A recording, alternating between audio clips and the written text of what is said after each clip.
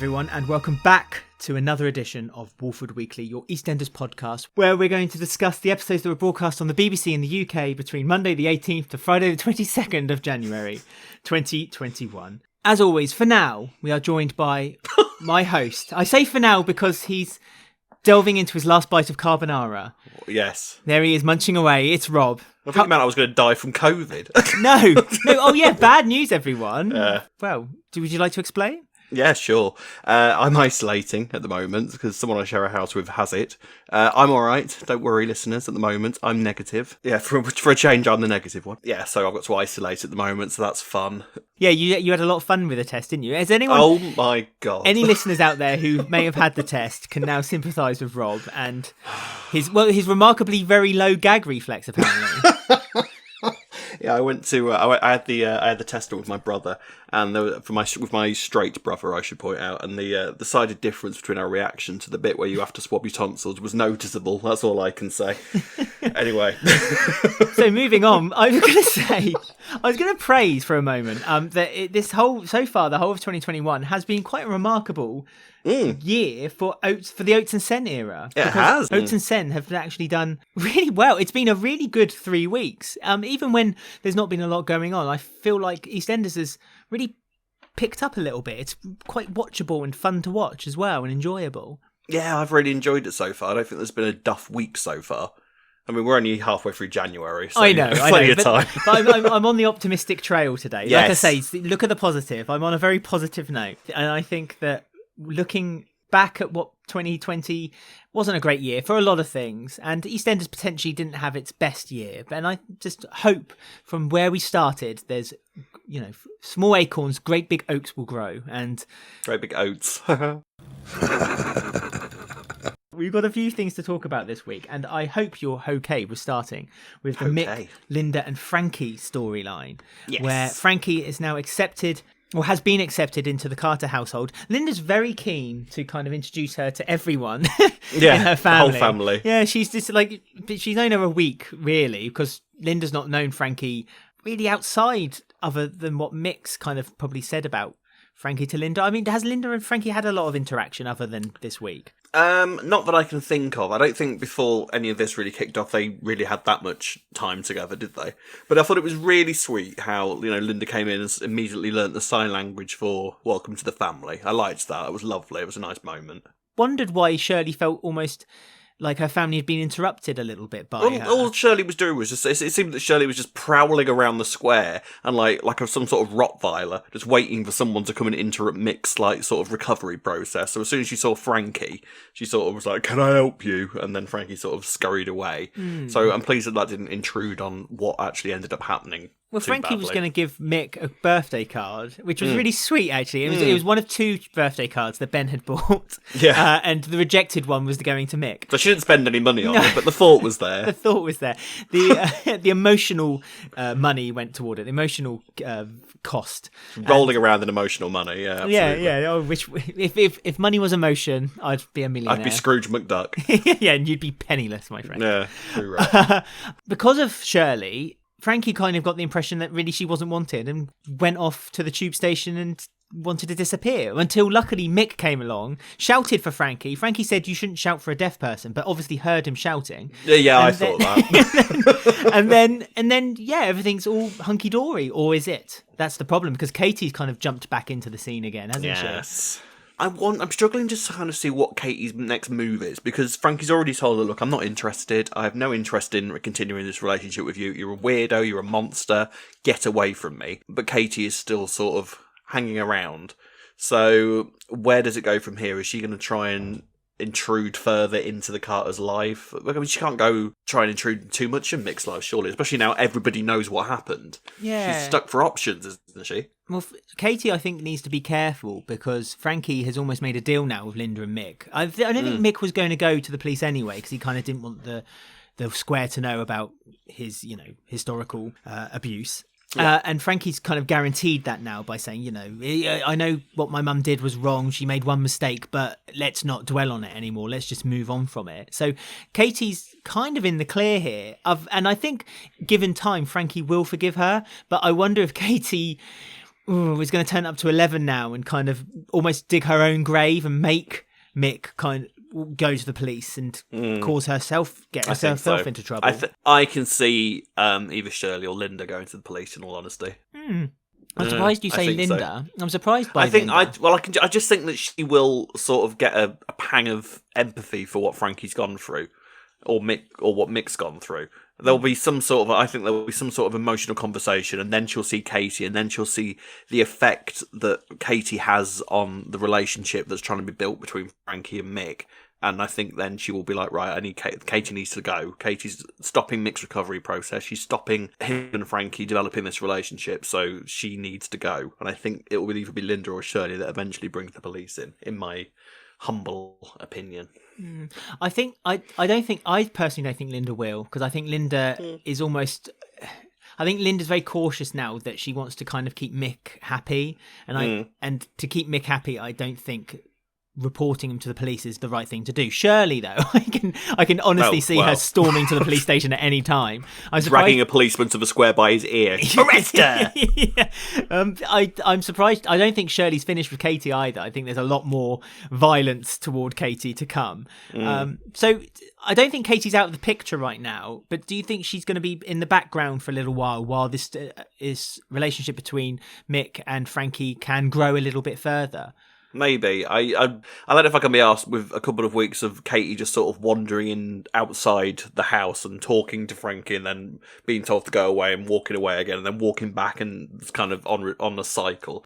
Which I don't think we will get. I think they've sort of, now we've got everybody knowing what's gone on, the storyline seems to have reached its sort of next pathway. It'll start to develop a lot more quickly now. I think sort of the repetitive cycle of what Mick was doing before, sort of pushing people away, that's done now. Now everybody knows and there's not really any secrets. Hopefully it'll sort of build in speed and we'll go towards a good conclusion.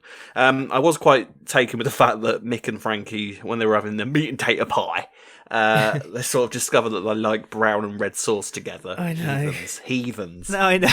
That just made me very upset. I'm sure there was a lot of people, especially pie aficionados. I think pie is very much almost like real ale to some people. It's like in London. It's like a currency, I think. Yeah, you're destroyed if you say, oh yeah, I put red sauce and brown sauce on my pie. I don't do either, if I'm honest. No, I'd like a bit of gravy with my pie. Yeah, I don't think there's anything wrong with a bit of gravy. No, make it wet. Nice and wet. Moisten the pastry. Do you like a puff pastry or do you like a short crust? Puff all the way. You like the puff? Fair enough. I wonder what Mick's preference is. I wonder if it's the same as Frankie's. We may never know. Probably soggy with all the sauce that's been put all over it. Frozen pie with tomato sauce. Delicious. Yeah, like you, I would like them to develop the relationship between Frankie and Mick a little bit further before they go any more with Katy. Just so it almost gives a bit more of a more powerful punch for when Katy tries to interrupt their family bond, because I think right now if Katy has could easily manipulate Frankie, but if Frankie was more intertwined with the Carter family, I think it'd be a bit more difficult for Katy to get her nails in quite so badly, and so she might go a little bit more extreme to try to get there, and I would like to see extreme Katy at the moment. So would I, especially after a very loud scream that she had on New Year's Day. Like you say, we've seen flashes of that sort of primal evil Katy that will stop at nothing and is clearly an absolute psychopath deep down. So yeah, it'll be interesting to see when that comes out. I quite liked the sort of theme that was going through, I think it was Tuesday's episode, where it was essentially all the different storylines in the square that were involving sort of paternity issues all sort of linked together and sort of helped each other move along a little bit. Did you notice that? Like, it was like Mick overhearing Denise and Phil talking about Raymond that sort of persuaded him to then step up to Frankie. And I think there was other bits and pieces as well. Before we started recording, I think we said that there didn't seem to be a huge amount of linkage between the stories, when actually the kind of issue of paternity was quite a heavy theme of the week, I thought. Next. Yeah, I was going to say that's pretty much it. How about them? Billy, Honey, Jay. Oh, yeah. Lola's now been mixed in as well. Again, has no right to have a moan or groan, but they've decided that Lola will now. You can see what Lola and Billy have in common, really, can't you? Well, yeah, pups. All right, pups. All right, pups. So, the story has not really moved on particularly, other than the fact that Honey and Jay have pretty much admitted to each other that they do want to be together, and they don't care now. They're going to find a way of appeasing Billy. But is Billy unappeasable? That's the problem, and especially now with Lola involved, she could. Maybe I mean, how long is she going to keep her gob shut for? About 5 minutes. Yeah, exactly. I'm surprised. I genuinely thought by the next scene that you'd see Lola talking to Billy on his little market stall. I did like Billy's little market stall this week, selling. What was he selling? Like bric-a-brac, tat, essentially. stuff he found in a bin last night. Yeah, including something that looked like it was taken out of some sort of medieval castle, and then a chamber pot. Which Billy felt the need to sniff and then sort of react to. He's probably wondering if he could keep that for himself, or give it as a present to Honey. Probably, yeah. I mean, I don't know. I mean, so Jay starts the week by sort of walking straight into Stuart and Rainie's flat, which I thought was weird. Basically, Rainie, it would appear, has been sort of using one of the hearses to clear out, or basically raid, houses that people have died in, and clearing out all the stuff that isn't wanted anymore, and trying to make some quick money off it. Now, Jay tells her that, no, that plan is not acceptable, and you need to stop that immediately, but then immediately goes to Billy and says, I've got a great idea. Oh, I see. So that's where Billy gets the tat from. Yeah. Well, yeah, no, I think that's the plan, that he's gonna start clearing out sort of dead people's houses from the funeral parlour, right, and then start selling their stuff on the marketplace. Oh, okay. Which is that quite immoral? I don't know, really. Probably. I don't know. I suppose you should ask the family first. I mean, it might help. But, like, if you're walking through London markets and suddenly see Auntie Ethel's dress on sale or something, it's kind of like, oh. But yeah, no. Some families might be grateful, because I know that Ben, his dad, is a hoarder. And he's always said that when his dad dies, he's dreading, not that his dad's dead. No, he's not upset about that. He's dreading having to clear his house out. And so I'd think he'd be quite welcome to just let a Billy Mitchell. Yeah, but wouldn't you want the money for some of it?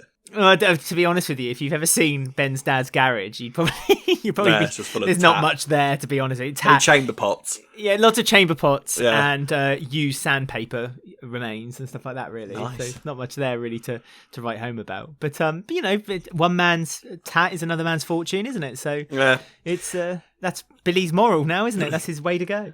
My friend, who is currently watching some episodes of 2008 EastEnders on iPlayer, she sent me a video clip of a Jay and Honey scene, and it's really weird because Jay is a kid and Honey is kind of hugging him maternally, and he's going through some sort of problem that Jay had when he was a kid with the gangs or whatever, you know, and they looking like a really nice sort of mother and son relationship. So fast forward 12 years to be where we are now. It's a bit weird. I mean, I think that they sort of do suit each other, but I can almost sort of understand why Billy is a little bit unnerved by it. Not because of his sort of possession issues over Honey, but because, you know, essentially Honey was very integral in sort of the raising of Jay from when he was a troubled kid to the man he is today. But I don't think, for me, Billy's character that's not the reason why he's upset. The reason he's upset is because to Billy, Honey is his property. Not his property, that's unfair, but Honey is his. Him and Honey are meant to be together forever. You know, there was those scenes, 2 years ago, when he said, I'm going to get Honey back. And it didn't work out too well for him. But if they were to write it to say, you know, Billy was upset because, you know, you brought him up and you looked after him. Has that even been mentioned? I can't even remember if that's even been brought up. I think it has been sort of vaguely, but I think it was just basically because Billy was sort of grasping at straws in stuff to throw at the pair of them as an insult, rather than it being a genuine issue of contention between the pair of them. It's funny. There's a lot of people on social media saying that if, for argument's sake, say the roles were reversed and say that it was Honey was a male and Jay was a female, and that he had brought up female Jay, a lot of the world would probably see that as a little bit creepy, a little bit Woody Allen, wouldn't they? They'd say it was a bit strange. Yeah, I mean, you know, I sort of thought that about the sort of the Suki and Peter stuff last week. It's, you know, it's interesting that sort of gender reversals can also always make a storyline acceptable. Whereas if it was older male and younger female, that automatically looks really, really creepy. But then you're also looking at the Katy and Mick stuff, which is that gender, and that's a completely different storyline. storyline. Now, yeah, I know that it's a different storyline. And I'm not saying for a second that it's meant to be the same thing, but it's interesting that sort of how age differences can be perceived in different types of story depending on what the story needs to be. So for me, I don't have a problem with the Jay and Honey story. No, I really not don't. at all. And Jay. It's not like Jay is. Jay's a grown man. He's capable of making his own decisions, and Yeah. he seems to have fallen for Honey. Fine. Do you know what I mean? Like, Honey's a lovely woman. She's attractive, and she's probably the sweetest woman on the square. I will always kind of ship the relationship that never happened between Jay and Whitney. I think they'd be perfect together. But that's Jay and beside Whitney? the point. I've always thought Jay and Whitney would be an amazing couple together. What? I don't think Really? I don't think they'd be particularly interesting together. But I think that they're both of a similar sort of personality. Do you that reckon? I think they gel really well in a relationship. I always have thought that. Whitney would destroy Jay. Yeah, I bet he'd love it. Give him a new lease of life. I mean, Lola is quite a strong-willed, female, but Yeah, well, if you can handle Lola, then you can handle Whitney, please. Well, I don't know. Let's go. Well, no, that's true because Whitney can be a bit of a wet blanket at times, can't she? That's what I mean. But I think Whitney deep down is like one of the kindest females on the Yeah. square. I think it goes Honey and then Whitney. So I think they'd be well suited. But that's never going to happen. So No, we've had a taste of what people outside of the loop of Billy, Jay, and Honey might say about their relationship by Lola's reaction to it. So what do you think the rest of the square will feel? Because obviously there's a lot of people who've been on the square where they saw Honey bringing up Jay. So do you think a lot of the other square will be weirded out by it? Or do you think they'll be like, oh, go on, nothing wrong with it? I mean, I'm trying to think like how many characters do we have at the moment that were sort of there for Jay's childhood? Well, You've got the Phil. Mitchells, obviously. Phil's the biggest one. Phil, yeah. Well, Phil will kick off about something, but I think Phil will be delighted that Jay's with a woman, so I doubt he cares that much. Do you reckon? I reckon Phil would be one of the biggest problems. Probably, but I also kind of feel that Phil's got enough on his plate at the minute to care whether Jay and Honey are doing anything. It's not like Billy's particularly high on his priority list at any point. Yeah, but he's I a doubt Mitchell. he really cares that much. Yeah, he's a Mitchell. He probably will have something to say at some point, and I think there's a very good reason why Jay hasn't even told Ben what's going on. Yeah. So I'm sure that will become an issue at some point. But as far as, outside of the Mitchells, I don't know, I doubt anyone else will care, really, will they? I don't know. I think there'll be a bit of a stigmatism with a few. It would be nice to see. I'd like to see that sort of reaction to it. It'd be nice to explore that sort of we've never really how had that's perceived. Yeah, we never really had a proper kind of where the square have like en masse reacted to something other than like when they did that really silly thing on Instagram a year or so ago when everyone on the square instantly had like the same Instagram account and it Whitney that was someone I can't remember Yes, now. I think so. Yeah. And everyone was talking amongst each other. I'd like to see that kind of long drawn out where like it's disrupted the community dynamics and Jay and Honey is the ones that have rocked the boat because their relationship is almost forbidden. I feel like their relationship isn't that controversial though to really sort of unsettle the entire square. It's not like, because I remember Ruby's rape story where we had that great episode where everyone was in the pub and it was just being discussed absolutely everywhere. Oh, that's fantastic. That's the sort of thing I think that is the sort of move that you would want him to go for that sort of reaction from the square. Yeah. I don't think that Jay and Honey are that controversial enough to. I think a few people might have something sort of to say, but I think from that point onwards they'll sort of move on with their lives. And I think at the minute also we're not in an era, especially where other character groups sort of interact with other people's storylines all that much either. But I don't like to blame the Senna Notes era for that. Dare. Because No. I would say that is more the COVID era that's Yes, absolutely absolutely. happening. Okay, well, Future notes. okay, well, I think that's 2 stories down. Would you like to play a little game? Oh, go on then. Okay. So this week we're trying something a little bit different, Rob. Oh. I asked a couple of weeks ago for people to send in their game ideas. And you could be asked to come up with one yourself, I see. No, basically. And thankfully, Abby knew that I was in a very lazy mood. in a very lackadaisical mood, and so decided to send me an email. Oh. So let me tell you the title of the game. So thank you, first of all, I should say thank you to Abi Aftalion. I don't know if that's pronounced right, but apologies. For the game, Ruby's Cocktail Mixer. Oh. Now, Ruby has been making cocktails for residents of the square. I'm doing a setup, just saying. Okay. Well, the one I did that was about half an hour with Suki or Honey story. You do, but it puts you in the mood. It gets you in the close your eyes. Close your eyes. Yeah. Close your eyes and imagine yourself in Ruby's. Okay. Okay. and Ruby is making cocktails for the residents of the square. The slate she has cards with all the recipes for the cocktails, but the Slaters, when they were cleaning up, have just gone and messed them up and mixed them up and thrown them in bin and all kinds of stuff. Stupid Slaters. God, so we need your help, Rob, or Ruby needs your help to match up the description of the cocktail to the person who it's for. Oh God! Right. Okay. Yeah. Cool. And there's 6 cocktails. Right. So here's the first one.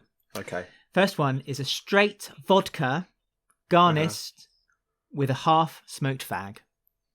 That's gonna be Max. No. Half-smoked fag. Who drinks straight up vodka? Who would literally drink out of the bottle if they were given half a chance? Oh, vodka. Who drink? Oh, I mean, they all do when they're in a mood. Denise? No. Linda? No, Linda's an alcoholic as well. She can't either. Denise, she smokes occasionally and she likes a bit of vodka. Denise smoked once. That was last Christmas. And never smoked before. Never smoked before or again, yeah. I think you're missing the obvious here. I think I must be. Who smokes? Cora? No, she's gone. I don't know yet. It's current cast. Current character. Yeah. Go on. I'm gonna have to pass. Go on. Okay. Thank you again, Abi, for this game. It's the straight vodka garnished with a half-smoked fag. Shirley. Shirley. I was about to say. Do I get it? You did, because I didn't give the answer. Second. Yeah, go on. Shirley. Of course it's Shirley. It's obvious, see? Don't think too hard about it. It's only a bit of whimsical fun. I told you. It's just the competitiveness in here. What to win? The next one this has got a name. It's called The Old Gangster, and it's an orange juice with a hint of punch. Phil. That's correct. Phil Mitchell. There we go. There you go. Now you're in the swing of things. I'm on a roll now. I'm on a roll.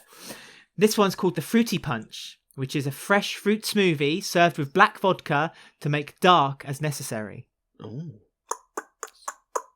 Sharon? No. Make as dark as necessary. See, I'm wondering if that's a play on words for something. What am I missing? It might be.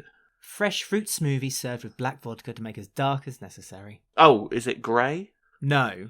Well, it's not because I think the fresh fruit makes me think that someone who's into fitness and stuff. You're right to focus on the fruit and veg side of Martin. it. There we go. Martin. Oh, there you go. Yeah. To make it as dark as necessary. I didn't get what that bit meant. Dark Martin.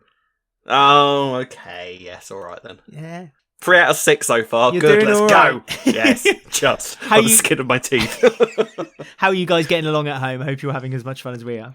Yeah. So the next one is the gin bubble, which is gin with a hint of bubble bath. A gin with a hint of bubble bath? I must say, when this came through, I thought, nice one, Abi. This is very good. A hint of... It's a current character, yeah? Current character. A hint of bubble bath. Bubble bath. Would you like a clue? Well, the only thing I can think of at the minute is grey because of the bath stuff. You're just obsessed with grey. No, it's not grey. Yeah. It's not grey. Okay. Are any of them grey?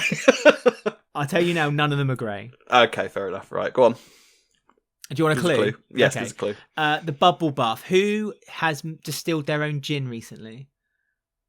Oh, God. That was ages ago. Oh, God. Who was it? I'm going to give you 5 seconds. Yeah. 4, was it one of the Slaters? 3, it was, wasn't it? 2, Mo? 1. No, not one of the Slaters. Quick guess. Pass. No, Rob. Gone. Who Mitch. was it? Who was it? Mitch. Yes, of course it was. Mitch. Damn. The gin bubble. Yes, I remember now. Right, Damn. next is the double mayhem mix. Okay. Oh, yeah. A random mix of everything because you never quite know what you're going to get. Suki? No. I say the clue here is double. So it might be for more than one character. Yeah. The double mayhem mix. You never know what you're going to get. Never know what you're going to get. With 2 characters. Like a tin of Quality Streets when you delve in with your eyes closed. God. So it's going to be 2 characters that are on screen a lot together. Yeah. Can I have another clue? They're quite random. They're quite spontaneous, but they're almost made for each other. Oh, Rainey and Stewart. That's right. Yay! Yes, that makes total sense. I need to get a soundbite of Roy Walker saying "Right."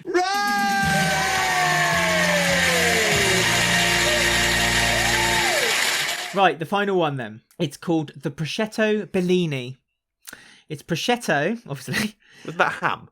Oh no, I'm thinking of prosciutto. No, yes. Yeah. A prosciutto with a hint of strawberry red syrup. Okay. Do you want to know what you should maybe hedge your clue on? Yeah, I've got no idea The from strawberry that. Yeah. red the strawberry red syrup. Strawberry red syrup. Oh, that's going to be... Yeah, that's tickling at my brain. Strawberry red syrup. And also, this person, when they do drink champagne, yeah, is like a giraffe. Ben and I, if you listen to the early episodes of the podcast, when this character was drinking, we used to always say this character would drink like a giraffe because they'd stick their tongue out into the glass before the liquid reached their lips. Oh, I don't remember That's a huge clue. Oh, well, yeah, no, I don't remember that. I'm going to have to pass on that one. I don't know. Listeners are screaming. Yeah, I bet they are. At their I bet they are. podcatchers or YouTube video. It's Ruby Red. Oh, idiots. Yes, of course it is. So was that 4 out of 6? Got 4 out of 6. It's not bad. I'll take that.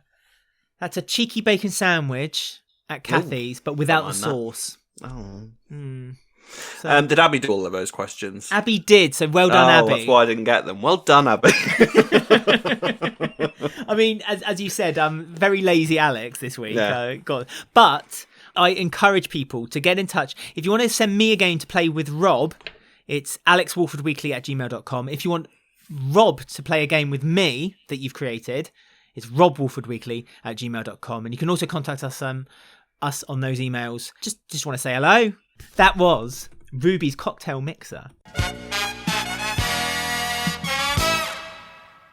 That was good. I liked that game. That was a good game, fun. wasn't it? Well done, Abby. So, time for the continuation of the Suki and Peter romance. The love. Yes. The Mills and Boone book that's just waiting to be released. Call me. I know. She's such a cheeky mare, isn't she? I love her so much. She's amazing. Oh, she's a nightmare. But we can't be too happy with Suki because she has systematically broken up yet another relationship. Not happy with breaking up Habiba and Jags because she just plain didn't like Habiba. She also has now just broken up Ash and Iqra. So is this it? This is the end of the Ahmeds. Goodbye. I mean, yeah. Well, this is the thing now. What is Iqra going to do from here? Now, because now she's got absolutely nobody around whatsoever. Habiba isn't coming back. She's on her own completely now. So where does Iqra go from here? Oh, well, nowhere. I think to go see Habiba and never to return again. I don't think she's leaving, though. I don't think she's leaving. I've got my spidey senses indicate that I think she might. And that's not me knowing. I don't know at all, but I've just got a feeling that she might. there's nothing left for her. They came on, Habiba and Iqra came to the soap as this feisty, interesting sister relationship. You know, they were going to join the Ahmeds and it was going to be really fun. And Iqra was meant to marry and then she ran away from her own wedding and it was like, ooh, crazy. And then they just became really dull background characters. So, yeah, I just don't... sadly, I don't say this with any joy in my heart, but sadly, I think Iqra is gone and I think that's it. But this could mean that maybe the Panasars might move into what's the Ahmed's house now, and so they can have a full set rather than just one living room that they all seem to live in this tiny little bedsit flat that they're renting from Jack at the moment. Well, maybe. I mean, I think that the other side of it is because it's going to be interesting to see like where this, because presumably Habiba is pregnant for a reason. Seeing as though neither mother or father are in the show at the moment, it stands to reason. I think that they introduced that for a reason. I don't think it's going to be as simple as Iqra going just to go and look after the baby with Habiba. It's going to be something like Iqra taking on Suki or taking on the Panasars as a whole to sort of get justice for what actually happened. Because I can see Iqra being sort of quite forthright with that sort of thing. So, we should mention, I completely forgot about this until I did my rewatch of the week, that there was a scene between Suki and Ash where it's brought up that Ash has children. But so do you think that Iqra and Ash will get back together and adopt Habiba's baby or something like that? No. Well, no, I don't know, maybe. But I think it's more... I think Iqra's sort of future is more going to be whatever is going on with Ash at the moment. Because Ash, I think, is one of the most mysterious characters at the minute. We do not know what... So I don't think we know whether Ash is going to be a good person or a villain or what on earth went on with Ash before she came to the square. I think it's the stuff. Suki's got something on her. Suki's got a lot of stuff that's clearly being kept secret. I don't even know if the rest of the family knows about it.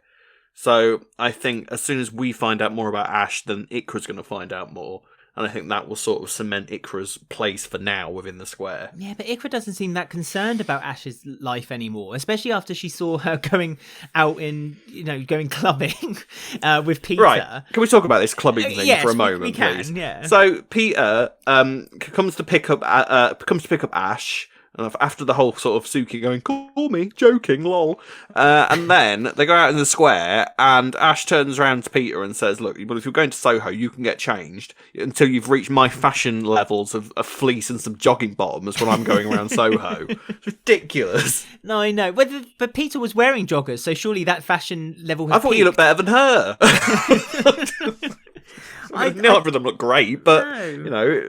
Was Ash going to get ready and changed again? I don't know. I don't know. I suppose we shouldn't really dwell too hard on that. No, I know. Let's be fair. No one's clubbing at the moment. No, but the other thing was, I thought it was quite nice to watch Iqra deleting all the socially distant relationship photos between them on the laptop. I did like that. I like the fact that she had her own file with her and Ash, and then she just deleted everything, completely deleted all of her memories of her. All gone. So that's what I mean. It's almost like she's saying goodbye. That's it. She's deleted everything that had any connection with her to be on the square. And you saying about, they must have introduced Habiba being pregnant for a reason. It reminds me a little bit of when Amira left the soap. Yeah. She left the soap pregnant, and everyone thought that she would come back at some point for Saeed and so, and nothing really came of it. No, so I think it's just a kind of Habiba's pregnant, and it's an excuse for her to go. It does give her sort of a way out. I do accept that, and you're right.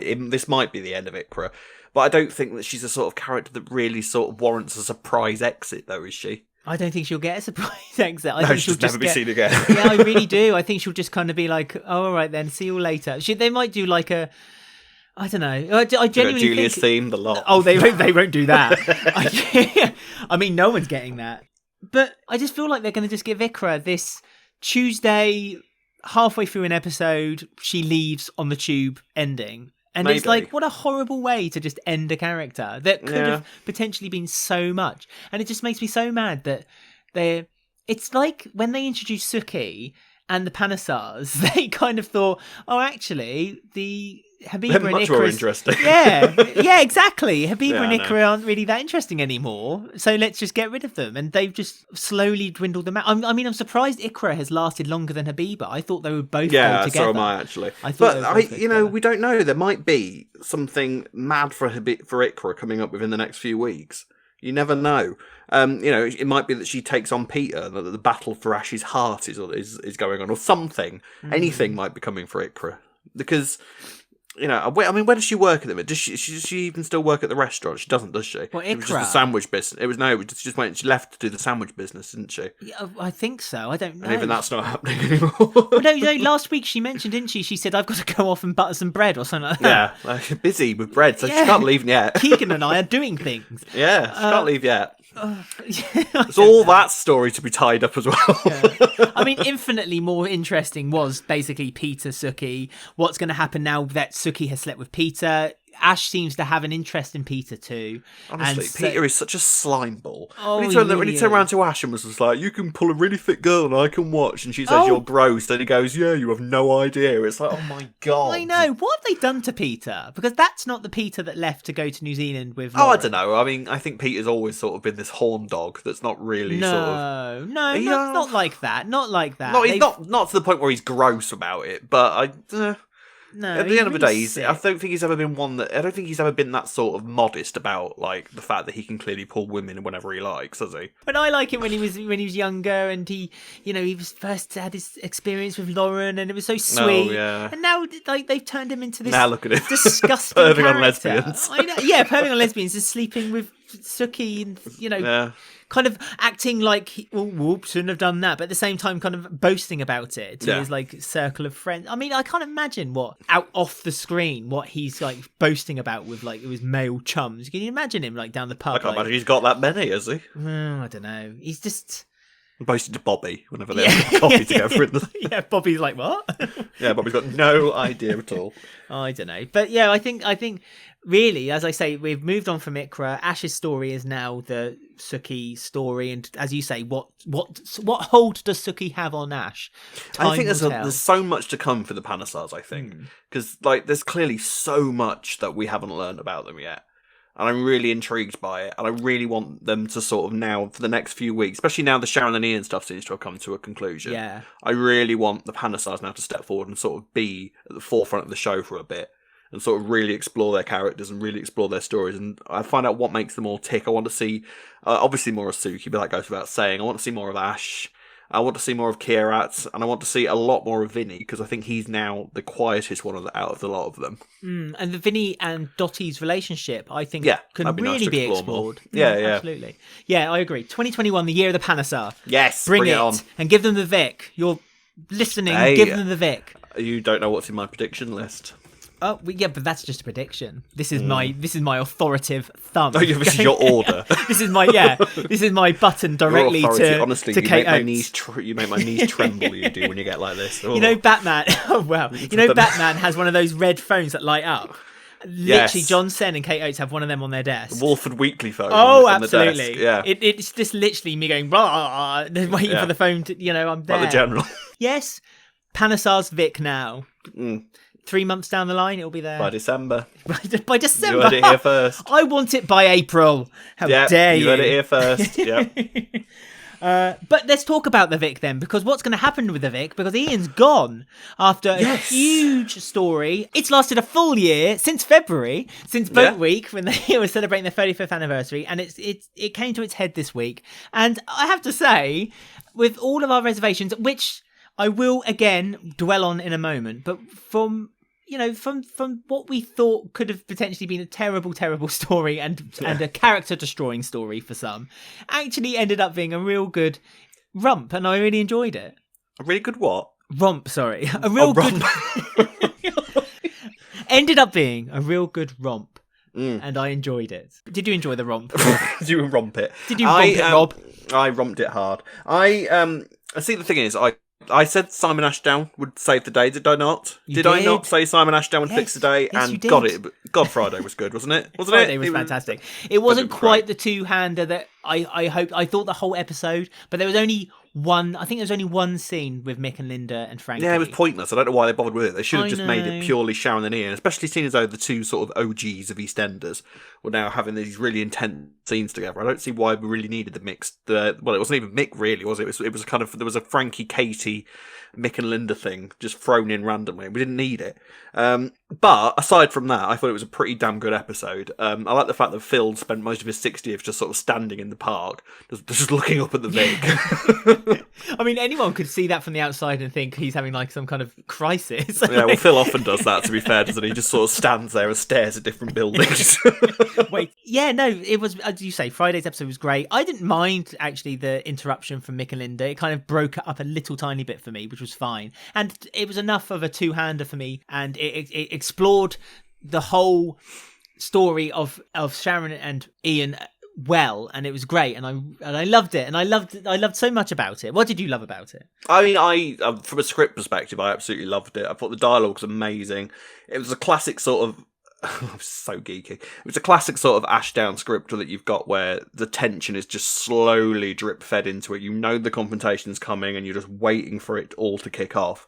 And then it just takes it to places that you don't think it's going to go to. Like suddenly Ian deciding, no, you're right, Sharon, I deserve to die, and suddenly start eating this carbonara. And then Sharon kicks it on the floor, and Ian just robotically goes down and starts eating it off the floor. And then Sharon drags him to the sink and makes him throw up. It was just that sort of gritty EastEnders that you sort of forget ever existed sometimes. But amongst all the camp stuff of this story, all of a sudden it gets sort of brought back to reality, and you sort of really start to understand Sharon's grief, and you start to, and what we hoped would happen as well, Sharon eventually couldn't go through with it. Yeah. Which, does that save her in your view? I think it does. Yeah, no, it did. To be perfectly honest with you, it wasn't just that the fact that she stopped it. It was the fact that it was finally explained why she wanted to do it in the first place. And again, there is There is a bone of contention. A massive bone of contention. Who puts fried onions in a carbonara? Well, that's a huge bone of contention. Yes. But there was a really good article on the Digital Spy written by Sophie Dainty, and she basically says that there's a major issue. There's a Mitchell-shaped issue, and it's the fact that the Mitchells seemingly seem to get away with everything. Like, no matter what they do, it just seems to be just forgotten and brushed over. And a biggie this time is the fact that really Phil has as much of a hand at Dennis's death as what Ian has. Now, I'm not going to go on about it because I've gone on about it enough, but that is something that at least a little bit of me wanted at least Ian to kind of come out and say, well, yeah, but what about what Phil did? And I agree. And also, Phil gets away with another thing this week because I think Ian has left thinking that Sharon was the one that attacked him. And Phil, again, got away with that scot-free. As well, yeah. Because Phil went to find Ian. Yeah. And he wasn't there.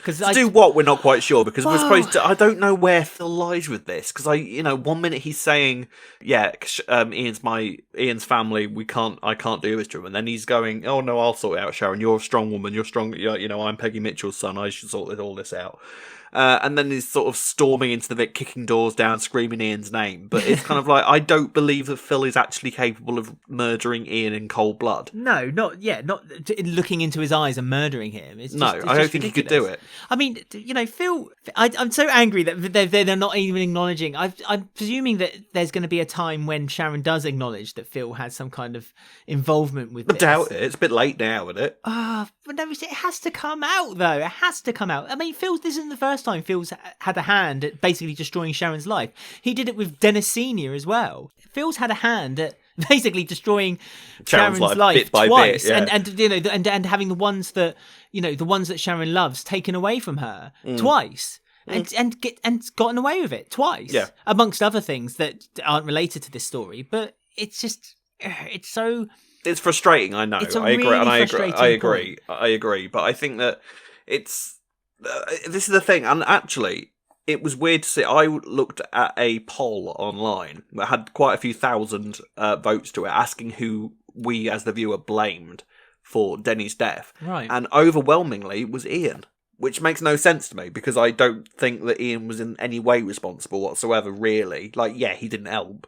But from what we witnessed, yes, Ian locked him in the cabin. Then the boat began to sink. Ian immediately tried to get Dennis out, and then the big Titanic wave came and took Denny away. That's what happened. Sharon, I think, believed that Denny got locked in the cabin after the boat began to sink. Yeah, and that Ian had done it. But that's what I mean. There's no link. Ian had locked Dennis in the cabin with no knowledge that the boat was going to sink that night. Yeah. So there was no maliciousness other than to kind of almost tell Dennis off, but was it his rights to do it too? Because he was bullying his son, Bobby. Yeah, absolutely. I don't know. I mean, I think it's just something that Phil's never going to get punished for it. I think Sharon and Phil have had that moment of Sharon blaming Phil when they were going through the initial sort of divorce thing. And, I think something in Sharon's mind blames herself because of it. All of it kind of started when she started having the affair with Keanu. So, I don't know. I don't think we're ever going to really see any sort of satisfactory resolution to the Phil and Sharon stuff. But what happens from here on in, Ian's now wandered off, having probably got more poison inside him, so God knows where he's going to go from here. I think we're going to end up with homeless Beale again at some point. Well, this is it. Ian's mental state is very fragile, and so it makes good sense that this is basically going to be another kind of, he goes wandering, a bit like Frank Butcher did. He kind of just wanders off after he basically has done something very terrible. He's been told by Sharon he's done something terrible, and so because Ian is blaming himself as well, isn't he? He's kind of like he's almost taking the brunt of the blame for it. He is, but I also think that most of Ian's sort of self-guilt is from the reaction that his family are having to him. And Sharon basically levered it all out for him. Your kids hate you. Everyone in the square hates you. You genuinely didn't know who attacked you. Like, how many people in the square could say that? Answer, quite a few. But essentially, everything she said wasn't a lie, and it wasn't untrue. Everything she said to it, her perspective about Denny's death is a little bit warped, but apart from that, everything that she was saying to Ian is perfectly true, and he knows that. His kids hate him. 2 of them are dead. What has Ian really got at the minute? Nobody that he's ever been married to has treated him right or even loved him. I know, that made me really apart from maybe sad. Laura. No, Laura, Jane. Yeah, Jane as well, but even she had an affair. Yeah, but I think Jane was always the one. I think Jane did genuinely love Ian, and she loved. I mean, for what she went through with Ian, I think she went through more than any other wife ever did. Bring back Jane. Oh, absolutely, bring back Jane. And do it quietly as well, like they did before when she just walked in through the back door one day and everyone was like, what? But, yeah, that'd be great. Yeah, I mean, hearing Sharon say those home truths to Ian was really quite gut destroying, actually. And I actually felt really bad for Ian because, and as you say, then when he then thought, actually, you got a point, Sharon, there is nothing here for me anymore. And as you said, as you quite well summed up, he robotically then started just eating like the carbonara, almost like he had nothing to live for. It was like, so I think he's reached his low, and even though he kind of left with a little smile on his face as he walked onto the into the tube station. Although, did you notice that he walks like a cowboy, like he's just ridden a horse for 2 hours? When Ian's in breakdown mode, he sort of he just shuffles forward. He does, like an old man in slippers. Yeah, I remember when he was wandering along the motorway when he had the initial breakdown years ago. I've got this everlasting memory of Ian just sort of staring at the ground and sort of not going any particular direction, just sort of wandering. So yeah, he's in wander mode at the moment. So when he comes back, who knows what state he'll be in. So do you think what do you think Ian's return will be then? And is this one of your predictions that you've made? No, not at all. I don't know. I mean, it depends how long he's away for. I think this is officially now we're in Adam Woodyard's break. Yeah. He's now off doing some sort of. He's off dealing with stuff and doing a play as well. So he could be gone for a number of months. I don't know. Where it does leave is Sharon now alone in the Vic. For now, that's the more interesting thing to sort of deal with. So what do we have now? Is Sharon alone in the Vic? So who comes in? Who else is in the Vic now? I've got a horrible feeling it's going to be Phil. You reckon? It might be, yeah. It might be. Because eventually this is what... But yeah, I mean, I think all of this is going to kind of boil down to Sharon and Phil getting back together again, isn't it? But then... and Phil ultimately getting what he wants, and he's getting the Vic back as well. Do you think Ben will forgive Sharon? Because this week Ben was quite vocal about what he thought about Sharon. That was random. Well, you say it was random, but I kind of don't blame him, and I don't think it was out of character particularly to have those feelings towards Sharon, because he doesn't really. I mean, what Sharon has hurt Phil, but what Ben doesn't know is that Phil's hurt Sharon probably equally as 10 much. times more. And much more. And is anyone else on the family going to be on side with them getting together? Which makes me then think, will Sharon have to sell or give up the Vic? Well, you know what'll happen? Ben and Callum will get married, and Ben and Callum will take over the Vic. Sake. No. Too right. Nah. I hope the Panasars 2021. Yeah, the year absolutely. The Panasar. We're all up for that. Give them the Vic. Give them the Vic. I mean, yeah, but I also do kind of like Sharon in her rightful place behind the Vic bar, though. Do you know what I mean? Because where does she go from here? Does she just sort of go back to the Mitchells and sort of recycle the whole sort of Sharon dutiful gangster's mold to Phil again? I don't want that. I don't like that Sharon became this kind of like homely, mumsy kind of stay at home, go shopping, buy some new trainers kind of character, which she did, the last couple of years. And when she got the Vic back, that was great. It was nice to have her in the centre of the square. But Letitia Dean, I don't think wants that role. I don't think she wants. I mean, she enjoys having this big story with Ian. Letitia Dean on her eyes don't want this role. Yeah, do you not think so though? I totally agree, and I think that Sharon is one of a rare set of characters that tends to work really well when she branches out on her own as well. I think Sharon's had some quite iconic relationships outside of Phil. Obviously the Dennis stuff was really good for Sharon, and Tom wasn't that bad a partner for her, I seem to remember. So I'd like to see Sharon meet someone new. I think Sharon needs to go in a new direction. Yeah, Phil can still be there in the background because he always will be, and we need to just get over that. The Mitchell influence will always be there for Sharon. But I'd really like to see Sharon meet somebody new and have her own brand new story with somebody with a brand new man in her life. Yeah, but poor Sharon, she finds a new man and then he ends up dying.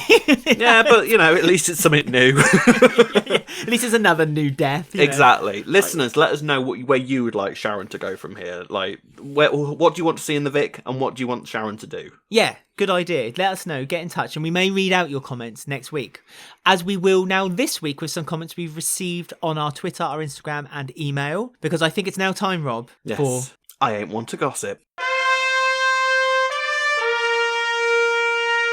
You know me, I ain't want to gossip. So as usual, we ask you to get in touch with us on our social media, our Facebook, our Twitter, and you get in touch with us on our email too. All the details will be at the end of the show. But let's read a couple on our Twitter this week. And first of all, we had @RayMitchell03, who says, this Honey and Jay storyline is mad. Swap the genders and you'll be all straight to Ofcom. That's what we were saying earlier, wasn't it? This is what we were saying, yeah. I mean, I don't know, it's weird, isn't it? See, again, this is the sort of thing I'd quite like to have discussed in the show. You know, it would be I think it would be the opportunity to sort of bring in age and gender and talk about, like, how that is perceived. Because I think what you were saying about, like, how you would quite like to see a relationship in the square that really sort of ripples around and sort of has an effect on people's viewpoints of the characters, that would very easily happen if it was an older guy with a younger girl. I think everyone on the square would have something to say about that, whereas older woman with younger guy, most of the time, you know, Jay's just going to get a slap on the back. Go on, Sam. Go on, lad.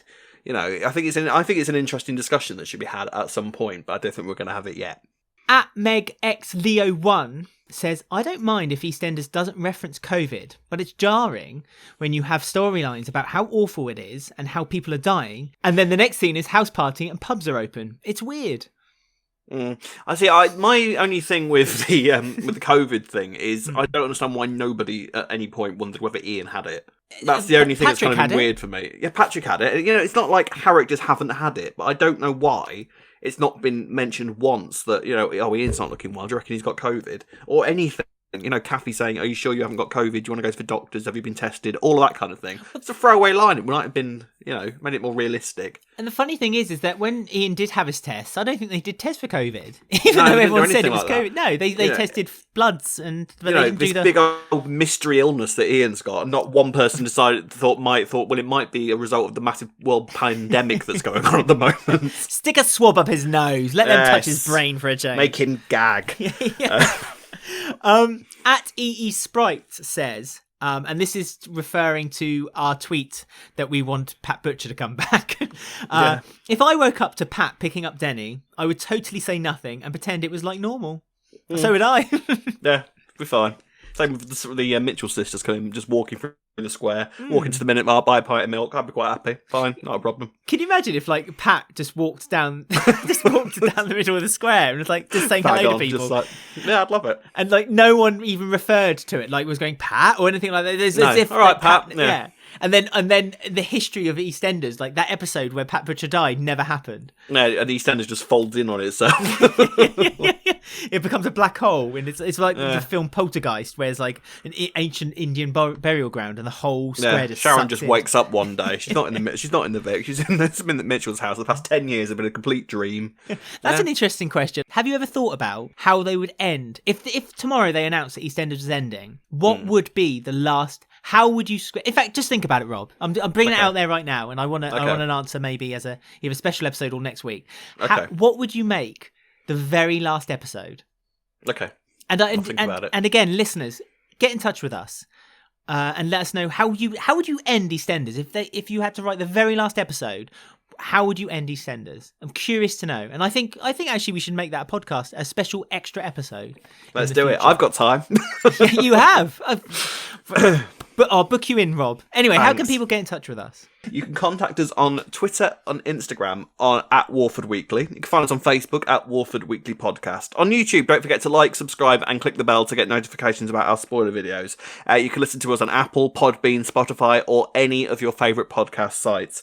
We'll be back next week. Until then, we both bid you goodbye. Bye.